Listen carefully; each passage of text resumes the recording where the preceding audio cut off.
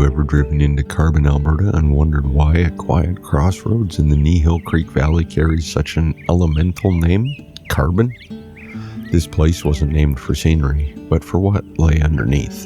Hello and welcome to the video. If this is your first time here, my name is Mike. If you've been here before, my name is still Mike, but you would have known that already. At first glance, Carbon feels like a typical small prairie village.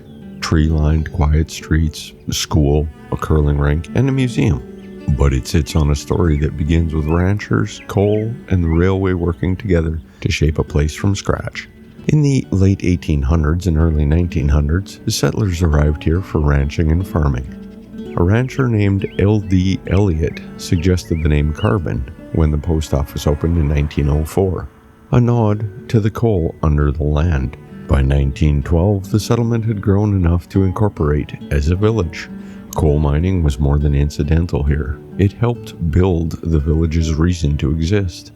The Canadian Pacific Railway branch line came through to serve coal traffic. The railway supported dozens of mines in the area, and Carbon became a shipping point.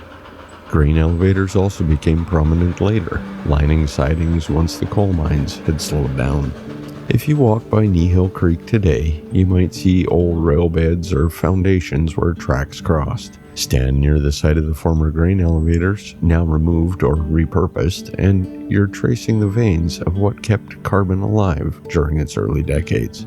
So that's the quiet secret behind the name Carbon. The town grew around coal, not just as a resource in the rocks, but as a lifeline, fueling trains, shaping the economy, bringing settlers, and connecting the place to broader trade routes.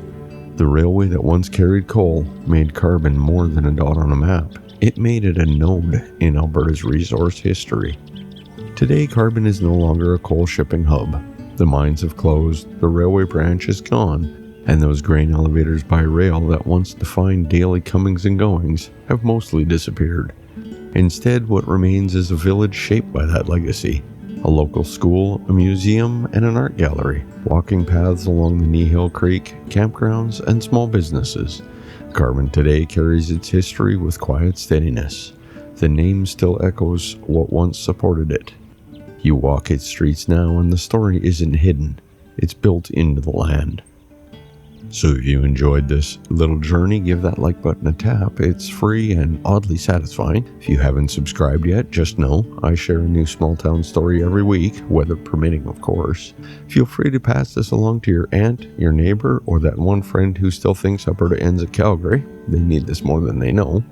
And you'll find Gradient Imaging on Facebook, Instagram, and TikTok, because apparently I'm not busy enough.